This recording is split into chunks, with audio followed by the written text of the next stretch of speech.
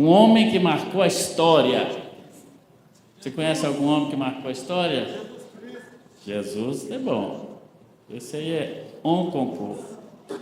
Tem muitos homens, né, que marcaram a história, mas talvez esse que eu vou falar para você, talvez você vai ouvir sobre ele a primeira vez, ou ouviu muito pouco, não é? A história dele está registrada no primeiro livro de Crônicas, lá no Antigo Testamento. Então, abra aí. 1 Crônicas, capítulo 4.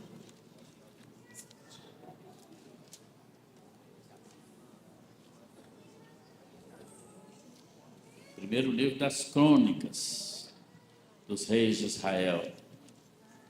Vou esperar você achar. 1 Crônicas, capítulo 4. Tem só 2 versículos que falam sobre a vida desse homem. É o capítulo 9, aliás, o versículo 9 e o versículo 10 de 1 Crônicas, capítulo 4. Quem encontrou, diga amém. Amém. Diz assim a palavra de Deus.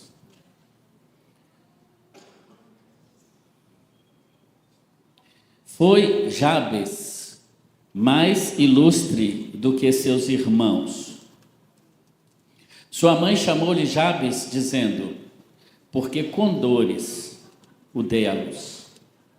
Jabes invocou o Deus de Israel, dizendo: ó Deus, que me abençoes, que me alargues as fronteiras, que seja comigo a tua mão, e me preserves do mal, de modo que não me sobrevenha aflição ou dor.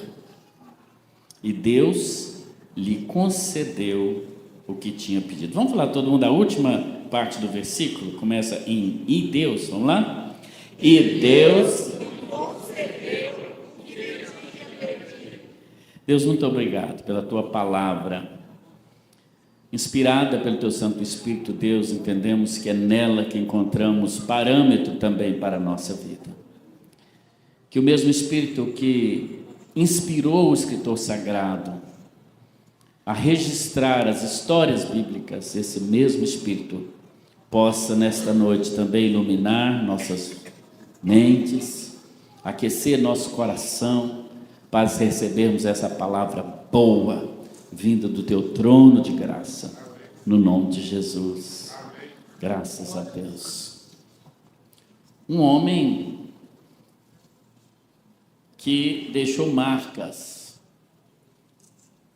um homem que teve uma vida marcante, porque na vida nós somos assim, não é, irmãos? Nós deixamos marcas, ou seja, nós marcamos as pessoas, mas na mesma medida também nós somos o quê? Marcados.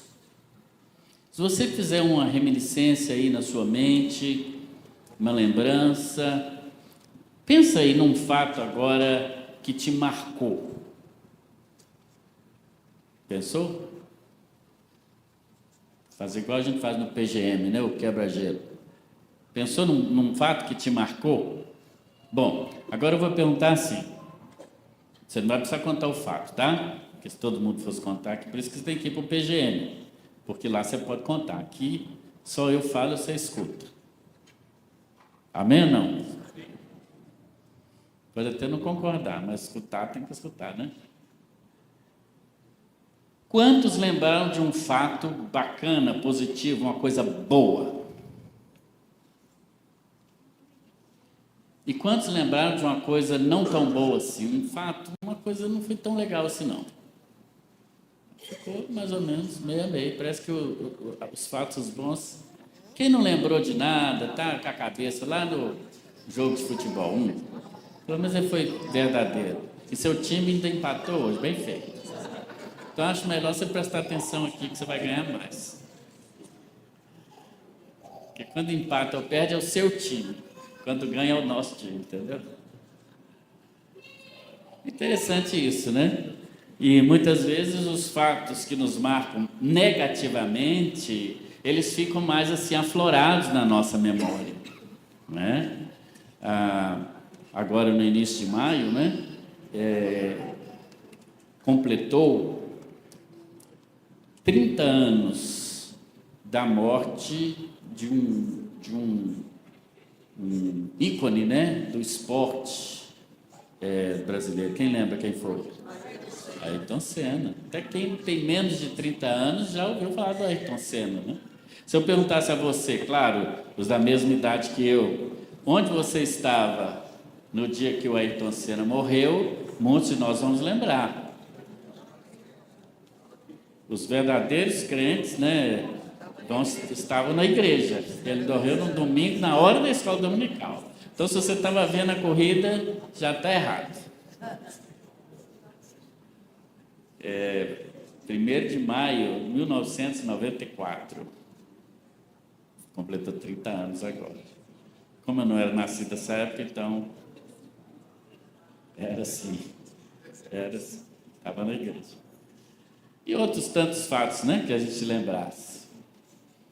Mas há coisas boas que nos acontecem também. Glória a Deus por isso, né? Você pode lembrar, talvez, num dia que você recebeu uma cura. Pode lembrar, talvez, do dia que um filho, uma filha nasceu, não é? Quem lembrou de filho aí?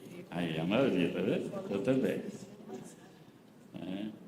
Um fato que me marcou, eu conto até naquele livro dos 31 dias, é quando minha filha se perdeu no Jardim Zoológico, né? Parque Municipal, lá em BH, e nós ficamos desesperados. Até hoje eu sou meio traumatizado com essas coisas. Bem, e a história na Bíblia, ela não se faz apenas por aqueles grandes heróis, aqueles grandes vultos, né? Como Moisés, Paulo, Elias, etc. Mas também aqueles anônimos, os famosos anônimos. Por exemplo, nós encontramos também no Antigo Testamento, no Pentateuco, um sujeito chamado Ur, quase desconhecido, mas que ajudou a segurar as mãos de Moisés quando a batalha estava sendo perdida pelo povo de Israel, e Ur, como um voluntário, se levanta, vai lá e segura as mãos de Moisés. De novo, falar muito sobre Ur. Ou como um sujeito que Paulo escreve sobre ele na carta aos Romanos, no capítulo 10, chamado Apeles. Sabemos nada sobre essa figura, apenas uma coisa, né, pastor Zaqueu? Diz assim, Paulo, nas saudações já, ele diz assim, saudai a Apeles, vírgula, aprovado em Cristo. O que você precisa saber mais sobre alguém? Você soube tudo. Mas tem um outro camarada, o Jabes. O livro de Crônicas cita esse camarada no versículo 9 e 10 do texto que lemos, em meio a uma genealogia interminável. Abre sua Bíblia de novo se você fechou. 1 Crônicas, capítulo 4.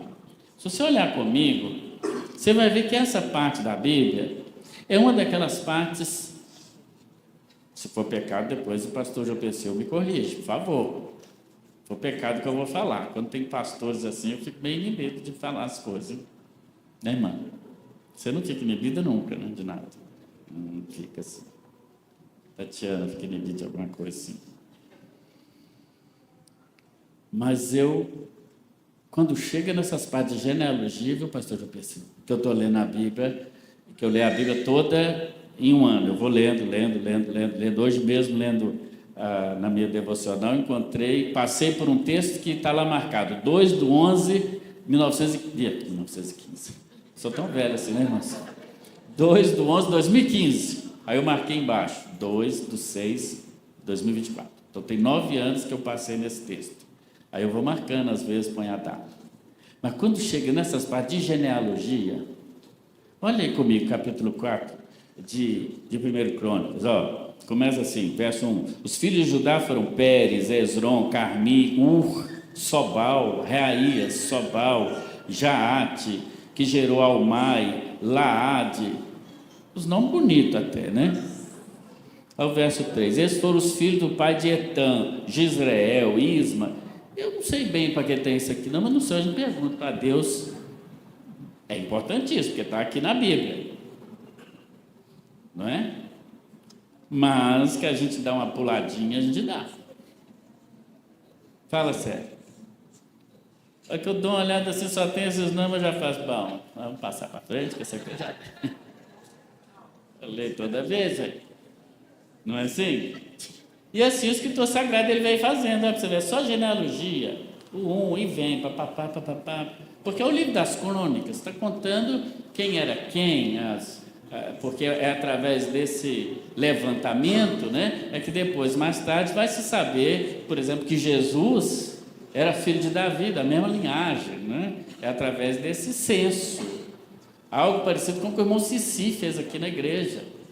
Essa semana chegou um casal aqui, que está morando há 30 anos na América, e foram membros aqui da igreja. Até tirei foto, depois vou mandar para o Sérgio para ele me dizer quem são essas pessoas. Aí eles, passando por aqui, entraram e estavam olhando aquela galeria de ex-pastores. Aí eu saí do meu gabinete e vim cá conversar com eles. Então eles vieram me dizendo, esse aqui me batizou, não sei quem, não sei quem. Eu perguntei, qual que é o mais bonito dessa parada? Pelo menos o que está colorido. Aquela foto também é antiga. Mas é interessante que aí eles disseram assim, eu fui membro aqui, minha mãe foi, minha avó foi. Eu falei, então vem cá que vocês vão comprovar. Abri minha gaveta, tirei um maço de folha de papel ofício, datilografado, que o irmão Cici fez. Ali tem 3.000 nomes. 3.000 nomes. De quem até 2017, foi a última vez que ele fez. Estamos procurando um candidato para continuar fazendo esse trabalho na máquina de escrever. Faz curso de datilografia. Existe ainda? Não? Não, acho que não. Mas aí eu procurei aqueles nomes. Falei, vamos ver, como é que você chama? Ele falou, não lembro agora. Estava lá o nome. Ele ficou todo feliz. E minha mãe está aí? Vamos ver. Que isso aqui é a mesma lista que nós vamos entregar lá para o São Pedro, lá no céu. Então, melhor estar aqui o nome. Achou a mãe. E a avó? Falei, e a avó é mais difícil. Mas estava lá o nome de todo mundo. Irmãos, um trabalho extraordinário que o irmão Cici fez. Talvez porque ele leu crônicas, né? Ele falou, não, deixa eu fazer aqui, porque está aqui o exemplo. De qualquer forma, o escritor sagrado, ele veio fazendo esses negócios, filho de não sei quem, filho de Tecoa, filho de não sei aonde, não sei de quê, papapá. E aí, ele fala sobre esse camarada, chamado Jabes, no verso 9. E ele dá uma pausa. Ele vinha dizendo assim, fulano foi filho de Beltrano, deu à luz a não sei quem, que foi depois, esses foram o filho de fulano, que deu à luz o fulano, papapá. Mas quando chega num camarada chamado Jabes, ele dá uma pausa. Ele pensa assim, sobre esse aqui eu preciso falar uma coisa que marcou a vida dele e que marcou a vida de todo mundo que veio depois dele. Esse camarada aqui, eu não posso simplesmente passar pelo nome dele. Eu não posso simplesmente dizer quem foi o pai dele e quem ele foi pai de quem.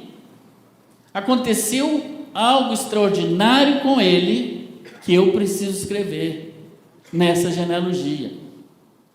É como se o irmão Cici escrevesse os 3.000 nomes de todos que foram membros da igreja até 2017, mas encontrasse no meio daqueles ali uma pessoa que ele dissesse, não, isso aqui eu preciso contar, não posso deixar de contar. É algo extraordinário. Talvez em relação ao irmão Luiz, vamos botar Luiz Antônio de Lima. Não, esse fato que você lembrou aí, quem sabe, fosse para se escrever na história das crônicas. Agora, aquilo que nos marca e aquilo que nós marcamos as pessoas, elas podem ser negativas, coisas negativas, mas há um detalhe, que nada determina o ser humano criado por Deus, dotado de vontade e liberdade. Sim, porque há duas faculdades que só nós seres humanos temos, vontade e liberdade, ninguém mais tem, nenhuma outra criatura feita por Deus tem, só nós, seres humanos. Portanto, uma vida marcante é uma vida como desse homem, Jabes. E a Bíblia diz, verso 9, ele foi o mais ilustre entre os seus irmãos. Que maravilha! Imagina, se alguém for escrever a sua história e dizer, fulano de tal, Dilemárcio Carvalho, foi o mais ilustre da sua casa. Ei, beleza. Mas nem sempre foi assim. Porque a narrativa seguinte vai dar conta que ele nem sempre foi o mais ilustre, pelo contrário. Diz o versículo 9: sua mãe o chamou de Jabes, dizendo, porque com dores eu dei à luz. Sabe o que significa o nome Jabes? Yabetz, do hebraico? Literalmente significa ele entristece. Você tem um filho e como você teve muita dificuldade na hora do parto, resolve botar o nome dele de ele entristece. Imagina, no Colégio Batista lá de Jerusalém, lá quando chamava o nome dele na chamada. Ele entristece. Existe. O nome dele já era um meme. O bullying. O judeu tinha essa mania, né? Colocava o nome, às vezes, nas coisas daquilo que marcava a vida deles. A mãe, com muita dificuldade, teve o filho e resolveu colocar esse nome nele. Pode significar também alguma coisa de quem passa por um sofrimento mental e emocional profundo. É assim que começa a história dele. Já causando dor, já trazendo desconforto, já causando uma marca negativa no mundo. Portanto, uma vida marcante, isso serve de exemplo para nós, tanto para os homens que estão aqui, especialmente eu escolhi um homem para falar sobre uma vida marcante, e nós homens mesmo, gênero masculino, marcamos profundamente a vida das pessoas à nossa volta, e olha aqui para mim, almaiada, especialmente os nossos filhos, por ação ou por omissão, mas nós marcamos, mais do que imaginamos. Semana passada, no sábado, o Léo, marido da Ariadne, né, esteve falando para os jovens, no determinado momento, ele falou também sobre paternidade, né? Esse era o tema da palavra, né? Pais conectados, filhos ajustados. Em determinado momento, no final da palavra, ele chamou as pessoas que quisessem dar um abraço nos pais, né? Aí chamou os pais aqui na frente, e mães também, para ficar, a gente ficou em pé aqui, e vários jovens então vieram nos abraçar, pedir que nós orássemos por eles, né? Eu orei junto com a minha querida amiga Ana Clara Nalon. Os pais dela vieram domingo, veio de novo hoje, não? Gostaram, não? Vou mandar um recadinho para eles depois. E domingo eles já vieram, para você ver, né? Amém. Como que nós pais, marcamos a vida dos nossos filhos? Porque mãe, de certa maneira, a gente já perdoa tudo, né? Mãe já nasce perdoada, né? Filho, tudo passa pano para a mãe. Mãe belisca, mãe bate, mãe... mãe, coração. Pai não, pode ser o melhor. Meu pai marcou minha vida. Aquele dia que eu não fiz para casa, ele me chamou de burro. Aquele entrou no meu coração e até minha orelha cresceu. Acho que eu sou burro mesmo. É um negócio interessante. Mas nós não precisamos marcar só assim, não, irmãos. Agora, sabe como nós podemos marcar a história da nossa família, a história da nossa vida, a nossa própria história? Primeiro, é tendo uma vida como Jabes teve. Sabe como é que era a vida dele? Inconformada. Você precisa ser inconformado. Por quê? Nós, seres humanos, não fomos colocados numa forma.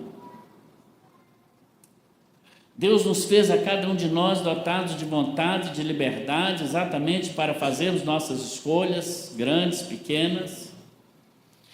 E nós somos indeterminados, nós não precisamos andar como a maré, não precisamos fazer como todo mundo faz. E muitas vezes nós marcamos nossos filhos, ou quem quer que esteja à nossa volta, a partir de como nós fomos marcados. E simplesmente repetimos nossa história, muitas vezes na nossa posteridade, sem levar em conta que mesmo tendo sido marcados negativamente, como foi esse camarada chamado Jabes, que já veio no mundo trazendo dor para alguém, mas a Bíblia diz também que ele foi o mais ilustre, aquele que tinha tudo para ser o mais desprezado, aquele que era o improvável, como toda a história de Deus, o improvável, ele se torna o personagem principal da história.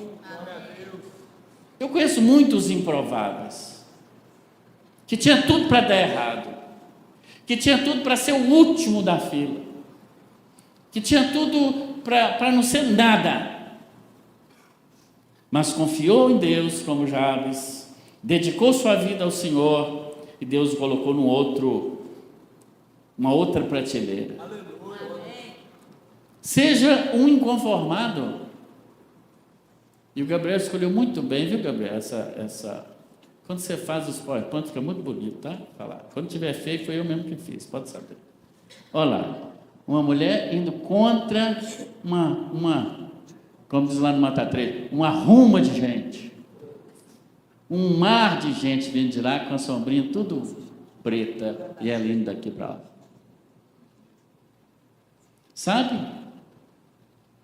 Rio abaixo, até Botina Velha desce. Mas nós somos chamados para subir rio acima, para ir contra a correnteza da cultura, para ir contra a correnteza de tudo que tem aí no mundo, para fazermos diferença, para sermos diferentes. Seja inconformado consigo mesmo. Mas é interessante que o escritor sagrado, ele deixa claro que o que mudou a vida desse camarada é o que pode mudar a sua vida também. E sabe o que foi? Uma oração. O que mudou a vida dele, o que fez com que o escritor sagrado desse uma pausa na narrativa para falar sobre ele, foi uma oração, diz o verso 10. Jabes invocou o Deus de Israel. E nessa invocação ele fez um pedido, ele pediu assim: ó Senhor, que me abençoes. Pode uma oração mudar a vida de uma pessoa? Pode. Ezequias foi um exemplo disso. Capítulo 38 do livro de Isaías dá conta que o rei Ezequias estava doente para a morte. E o próprio profeta Isaías é quem tinha que dar a notícia para ele: coloca a sua casa em ordem, porque você vai morrer. Que notícia! Que notícia! Ele vira para o canto, não conseguia sequer sentar na cama. E a Bíblia diz que ele chora e ora ao Senhor. E antes que Isaías saísse do palácio, o Senhor vai a Isaías e diz: volta lá no quarto de Ezequias. Diz para ele: eu vi as suas lágrimas, eu ouvi as suas orações, vou te dar mais 15 anos. Tudo bem que fosse para mim, não precisava falar quanto tempo mais, né? Preferia não saber, sabe? Que eu ia morrer com 14 já, de tanta ansiedade. Vou te dar mais 15 anos. Uma oração pode mudar muita coisa. E a primeira parte da oração dele é: que me abençoes. Interessante que em algumas traduções essa expressão vem assim: se me abençoares. Alguma tradução começa assim, se, com se. Essa não é boa. Nós vamos trocar também. Brincadeira. Pode ser traduzido assim também. Mas a melhor tradução para fazer parte do contexto, que é o mesmo verbo, seria, nem como está aqui no que eu li, ó que me abençoes, mas seria, quando me abençoares. Essa seria a melhor tradução do hebraico. Quando me abençoares. Veja a partícula de fé que há nessa. Ele não diz assim, se me abençoares. Por favor, me abençoa. Mas ele diz, quando me abençoares. Ele já está contando que Deus vai abençoá-lo. Por quê? Certamente já havia sobre ele uma promessa de bênção, assim como há sobre a minha vida e sobre a sua vida uma promessa de bênção. Quando me abençoares, é assim que ele começa a sua oração. Por quê? A resposta de Deus não estava condicionada a nada que ele pudesse fazer, a nenhum sacrifício, a nenhuma obra, nada. Porque a bênção está no Senhor, por isso ele disse, Senhor, quando me abençoares? Não sabemos se Jabes se casou, se teve filhos, se foi um homem bom, se foi um patrão bom, não sabemos nada disso, se foi um bom marido. Mas uma coisa sabemos, que ele tinha certeza que a bênção de Deus viria sobre a vida dele. Independente de qualquer coisa. Quando me abençoares. E a Bíblia dá conta também de que ele não orou a qualquer Deus. Diz assim o texto, ele invocou o Deus de Israel. A expressão aí também é Elohim, que pode significar qualquer Deus. Como a gente diz Deus, não é? Mas que Deus? Ele é claro em dizer, invocou o Deus de Israel. O Deus criador de todas as coisas. O Deus que fez o mundo, o Deus que pela sua palavra todas as coisas foram criadas, e segundo o evangelista João, também pela palavra de Cristo, porque sem a presença dele, nada do que foi feito se fez. Aleluia. Ele ora ao Deus de Israel, ele faz questão de destacar-nos. Como começou sua história, seu casamento, como está começando seus planos, seu negócio, como está começando sua trajetória? Temos recebido em nossa igreja muitas queridas pessoas que estão vindo de outras cidades, né? Começando um novo tempo aqui, estamos à disposição para te abençoar. Mas talvez está começando com dor, talvez está começando com dificuldade, com lágrimas, com dores. Olha aqui para mim. Você não é determinado por nada. Você é indeterminado. Portanto, seja inconformado. Não se apegue naquilo que fizeram de você. Naquilo que disseram de você. Mas minha própria mãe. Alguém chegou para outra pessoa e disse assim, você sabia que fulano está falando mal de você? É? Você não vai se preocupar? A pessoa respondeu assim, minha mãe fala mal de mim para os outros. Minha mãe, eu vou preocupar que esse estranho está falando mal de mim. Mas como eu disse, os filhos passam pano. Para a mãe, a gente sempre passa pano, né? Vai o pai falar uma coisinha, né, irmão? Gravou pro resto da vida, né, irmã? Irmãzinha. Importe-se, não com o que disseram, com o que fizeram de você, mas preocupe-se e pergunte-se assim, o que eu vou fazer? O que eu vou fazer com isso que disseram ou fizeram contra mim? Essa parte é sua. Essa parte é sua. Por que você não estudou? Meu pai não deixou, meu marido...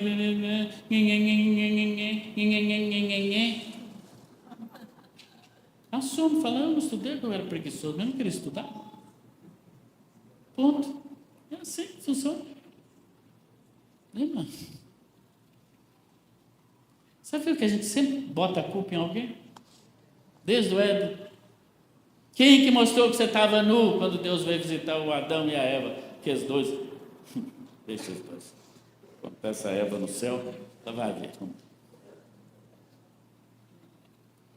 Ah, foi a serpente. Ela que é a culpada.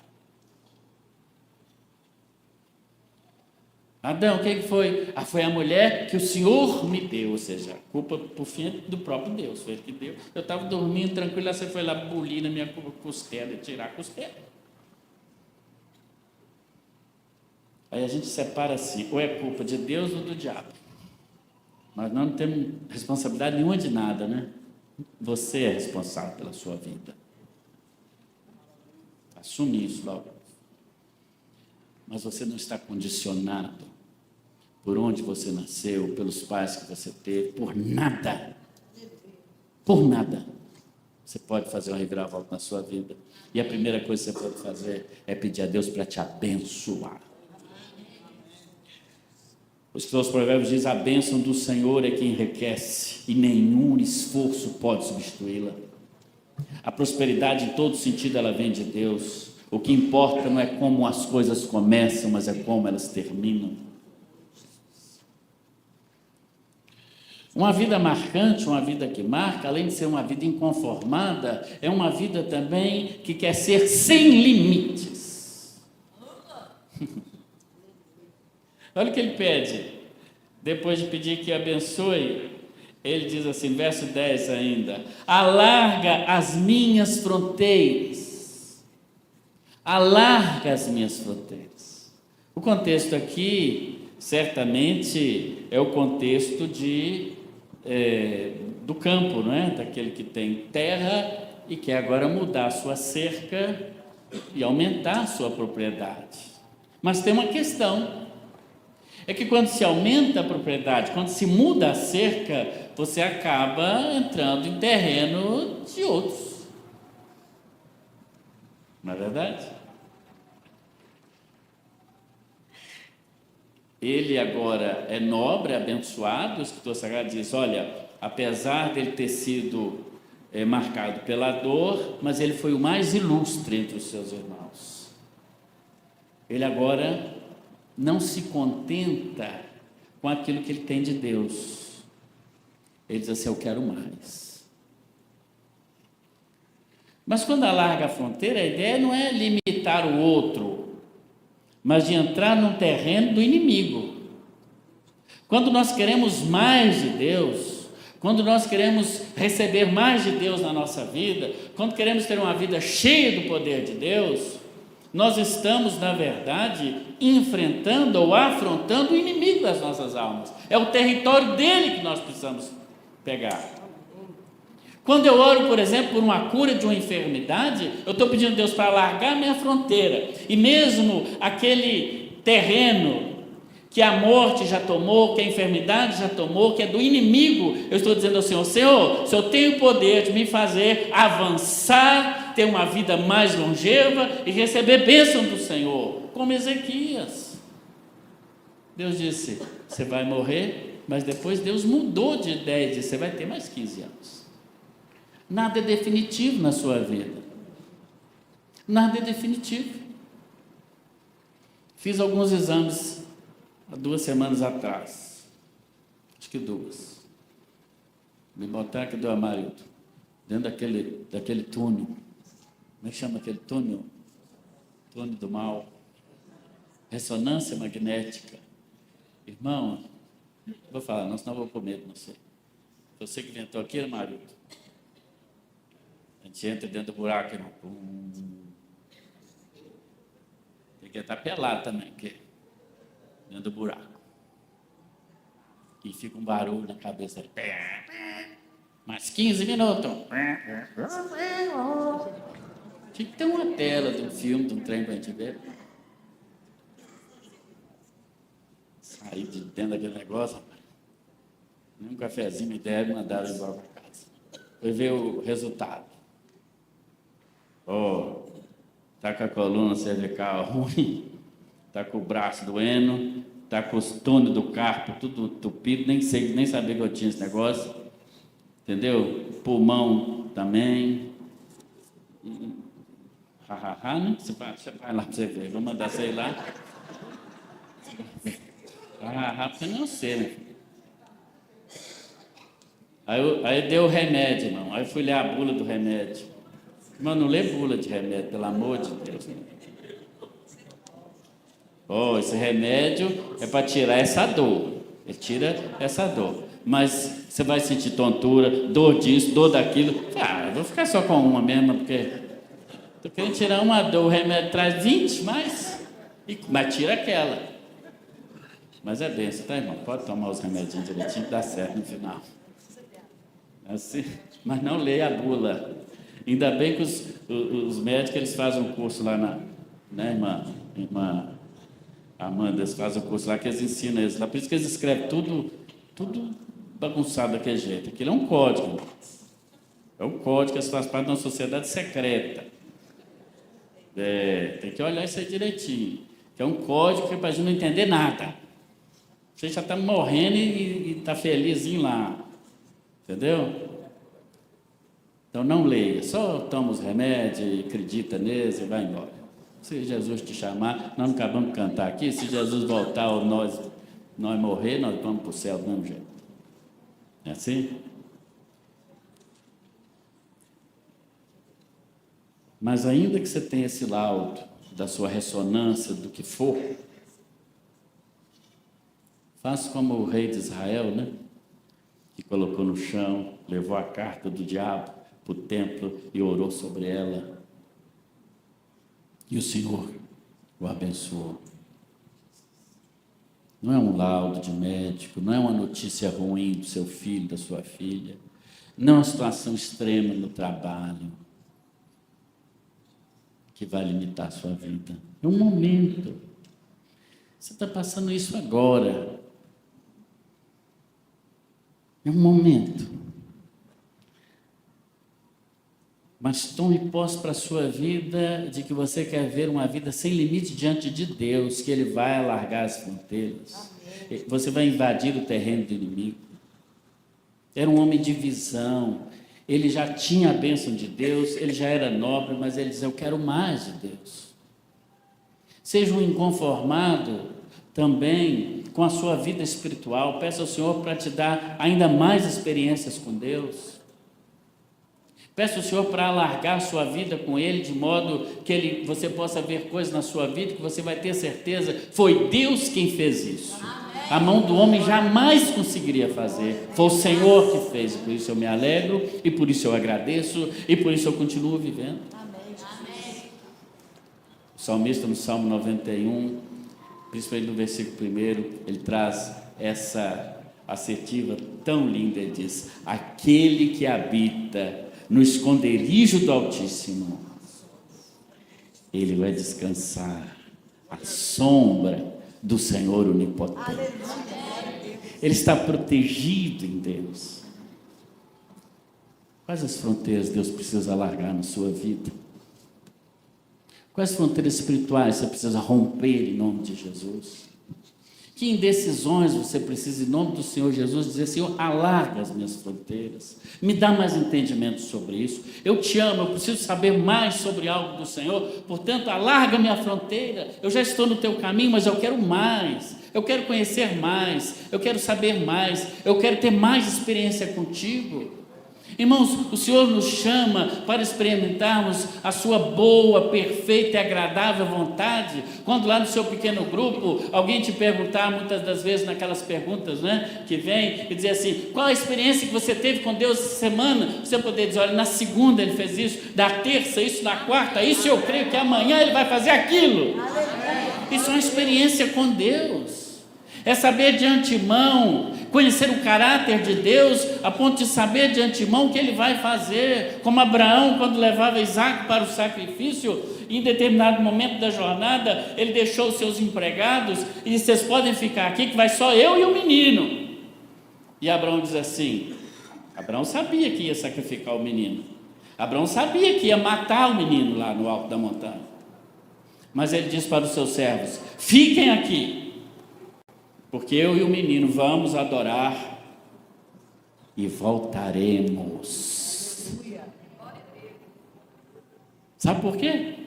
Porque havia sobre aquele menino, é em Isaac, nem qualquer outro, é naquele, uma promessa. que Deus mudou o nome de Abrão, pai exaltado, para Abraão, o pai de multidões. E ele seria pai de multidões em Isaac. Depois o escritor aos Hebreus, na Galeria da Fé de Hebreus 11, ele explica, inspirado pelo mesmo Espírito, o escritor aos Hebreus diz assim: Abraão creu que até dos mortos Deus poderia ressuscitar Isaac. Isso é viver pela fé, é você de alguma maneira previr o que Deus há de fazer, é você saber que o que o Senhor quer da sua vida é uma vida sem limites. Não seja limitado por nada, mas deixe-se viver uma vida na aventura do Espírito Santo, de conhecer a Deus cada vez mais e ser conhecido por Ele. E uma terceira e última lição que podemos tirar da vida desse homem chamado Jabes, esse anônimo da Bíblia, mas que nos ensina tantas coisas, é que uma vida marcante, além de ser uma vida sem limites, além de ser uma vida inconformada, e é isso que Deus quer para nós, para os homens especialmente hoje à noite, mas para todos que aqui estamos, uma vida marcante é uma vida cheia da presença, do poder e do propósito de Deus. Vamos falar todo mundo? Uma vida marcante é uma vida cheia da presença, do poder e do propósito de Deus. Presença, poder e propósito. 3 P's que podem transformar a sua vida. Ele pede a presença de Deus com ele. Na parte B do verso 10, ele diz assim: seja comigo a tua mão, Senhor. Seja comigo a tua mão. Ele está dizendo, eu preciso do Senhor comigo. Ele pede a presença de Deus junto a ele, pois para aquele a quem Deus estende a mão, ele se torna protegido, mas cria-se aí também um vínculo de dependência. É dizer, Senhor, eu conto com a tua mão. E sabe quem é a mão de Deus nesse mundo? Deixa eu ver sua mão, mostra sua mão assim para mim. Aí a mão de Deus. Sabe como o Novo Testamento chama a igreja? O corpo de Cristo. Glória a Deus. Enquanto Jesus andava aqui, ele tinha um corpo. Ele se cansou, ele teve sede, não foi? Na beira do poço de Jacó, quando ele encontrou a samaritana, ele pediu água, ele teve sede. Na cruz, ele teve sede. Ele se cansou. Mas quando Jesus foi retirado da terra e foi assunto aos céus, o corpo dele permaneceu aqui. E sabe quem é o corpo de Cristo? Eu e você. Onde essa mão toca, é a mão de Cristo que está tocando. Nós somos o corpo de Cristo, a igreja.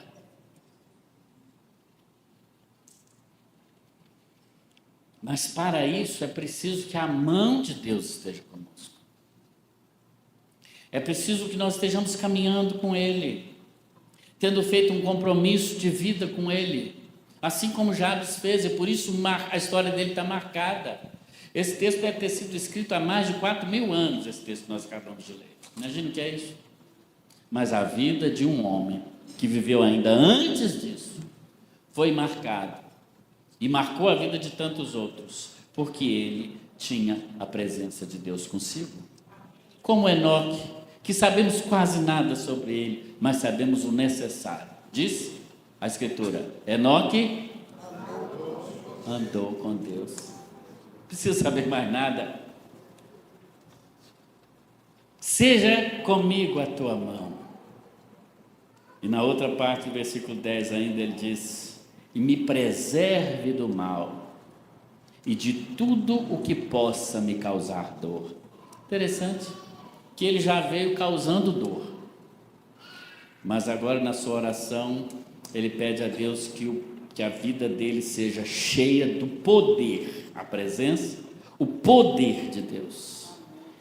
Ele diz, me preserve do mal e de tudo que possa me causar dor. Confere com a oração dominical que Jesus nos ensinou. Livre-nos do mal. Livre-nos do mal. Com uma sentença tão forte contra a sua vida, já desde o nascimento, talvez ele vivesse uma vida amedrontada de que a maldade pudesse vir sobre ele a qualquer custo, a qualquer momento. Lá em Belo Horizonte, uma das nossas grandes companheiras na igreja lá, que está lá até hoje, esteve aqui recentemente, é a Maria das Dores. Mas ela não gostava de chamar, não gosta de chamar ela assim, Maria das Dores. É só Maria. Amém? Deixa o das dores para lá. Deixa o que passa na cabeça de alguém colocar Maria das dores, tudo bem. Agora é só Maria. O Jabes das dores. Agora ele ora e fala assim: Senhor, me livra de todo o mal e de tudo aquilo que possa me causar dor. Ele está dizendo: eu não quero causar dor para ninguém, nem quero sentir dor também, eu não preciso disso. Mas eu preciso da sua presença comigo. E uma vida cheia do propósito, Deus, é aquele texto que nós falamos todos juntos no final do versículo 10. Diz o texto sagrado: e Deus lhe concedeu o que ele tinha pedido. E Deus, eu não tenho certeza, mas eu creio que se essa não é a única oração, vou usar para o pastor Zaqueu e o pastor João Perseu, que são homens estudiosos, vão estudar aí para saber se é. Mas se essa não é a única oração em que todo pedido foi atendido por Deus, todo pedido de uma pessoa completo foi atendido, deve ser uma das poucas. Eu acho até que foi a única. Deus concedeu o que ele tinha pedido. O autor da transformação na vida desse homem chamado Jabes foi o próprio Deus. É Deus que opera em nós, segundo a própria Escritura, tanto o seu querer quanto o efetuar. Foi Deus que fez dele o sujeito marcado para a dor, ser o mais ilustre da sua família, entre os seus irmãos, da sua cidade. E Deus, o mesmo Deus que ouviu a oração de Jabes, que mudou a história desse homem, é o mesmo Deus que ainda hoje ouve orações e muda histórias. O exemplo dele é a vida de muitos, da maioria, ou se não todos que estamos aqui.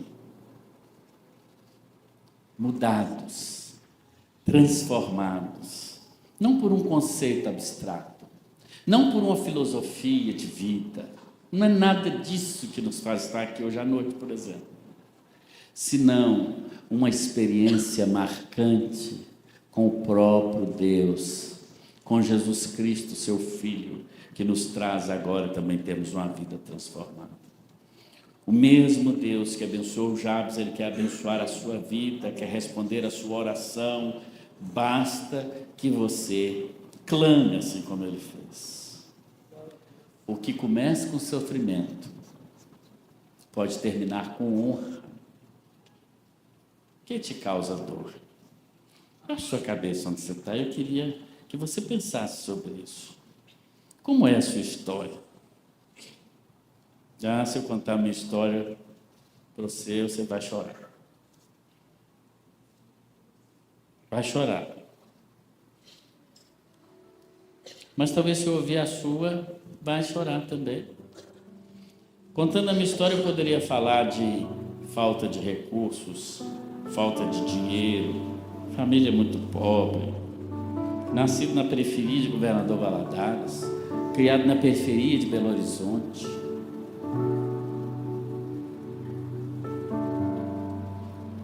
Sem alguns luxos, que hoje é tão comum. Frango só domingo, Coca-Cola uma vez por mês, tomava um quiçu com um pozinho, ruim para dar. Mas talvez a sua história tenha sido mais abastada que a minha, mas não é também o ter coisas que vai nos fazer ser diferentes, ter uma vida mais marcante. Como a sua vida está marcada? Talvez você esteja marcado pelo relacionamento não tão legal com seus pais, com sua mãe, com seu pai, com irmãos. Talvez um fato terrível tenha acontecido com você, e você carrega isso consigo e vai dizendo: eu sou assim mesmo. O pau que nasce torto, até a cinza dele é torta depois de queimado.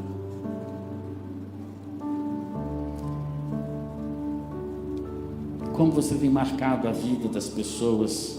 Se alguém daqui a 4.000 anos fosse escrever alguma coisa sobre você, o que estaria escrito nesse registro? Seria tão bom que estivesse registrado lá, talvez, que você nasceu quase predeterminado para dar tudo errado na sua vida. Você tenha nascido numa família muito pobre, muito assim, muito sem Deus, muito assado, uma família muito desregrada, mas que tivesse escrito lá: mais um dia, fulano de tal, que é você, fez uma oração que mudou a sua vida, que disse assim: ó Senhor, que me abençoes, ó Senhor, alarga as minhas fronteiras, deixa eu experimentar mais de Ti, deixa eu caminhar mais com o Senhor, ó Senhor, que a Sua mão e a Sua presença seja sempre comigo. Senhor, que o Senhor me livre de tudo aquilo, de todo o mal, de tudo aquilo que possa me causar dor.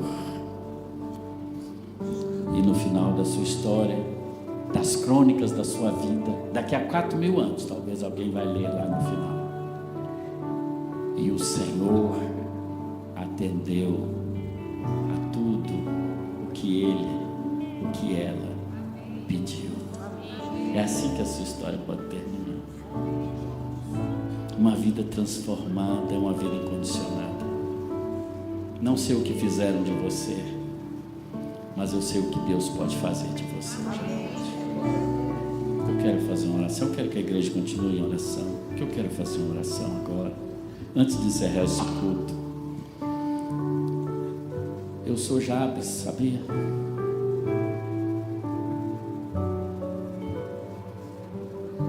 Fui muito marcado pela vida e sei que marquei negativamente muitas pessoas, muitas, que eu nem sei. Mas olha, um dia eu decidi entregar minha vida a Jesus, dizer: Senhor, me abençoa, a minha vida é sua, Sua mão seja comigo, por favor, me livra de tudo que pode me causar dor. E Deus atendeu esse pedido. Ele atende, Ele cura, Ele transforma, Ele liberta. Se você quer também uma vida transformada, a igreja está toda orando. Eu quero orar pela sua vida especialmente. Se essa palavra falou no seu coração, agora é a sua vez de dar uma resposta. A minha responsabilidade termina aqui, porque eu entreguei essa palavra. Agora a responsabilidade é sua. Eu quero orar por você. Se você quer dar uma resposta a essa palavra, você quer parar de causar dor, você quer parar de sentir dor, a hora é agora, a hora da cura é agora.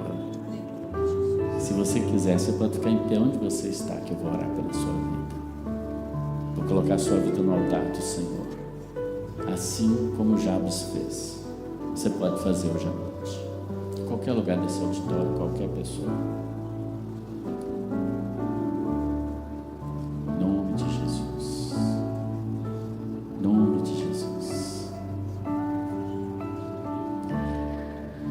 Senhor, tua palavra é viva, ela é eficaz. Ela é mais penetrante do que qualquer espada de 2 gumes. Oh Deus, que esse seja um lugar a partir de agora de cura na vida de todos quantos estão aqui, declarando ao Senhor. Oh Deus, traz alívio. Oh Senhor, o Senhor é o Senhor dos senhores, o médico dos médicos. Deus, transforma vidas aqui, assim como o Senhor transformou a minha vida. Como o Senhor me tirou de um lamaçal. O Senhor me tirou de um lugar inóspito, insalubre espiritualmente. Havia uma sentença de morte sobre a minha vida, mas o Senhor me tirou dali, Pai, um improvável, para estar na Tua presença hoje. Assim como o Senhor fez comigo, o Senhor fez com tantos outros aqui hoje à noite, quer fazer com tantos outros. Oh Deus, que a bênção do Senhor esteja aqui nesse lugar. O Espírito Santo tem a liberdade para passear em nosso meio, para fazer aquela obra que só o Senhor pode fazer, que é convencer do pecado, da justiça e do juízo. Que esta noite seja uma noite de salvação, de libertação, e que esse dia seja um dia aceitável na presença do Senhor, no nome de Jesus. Glória a Deus.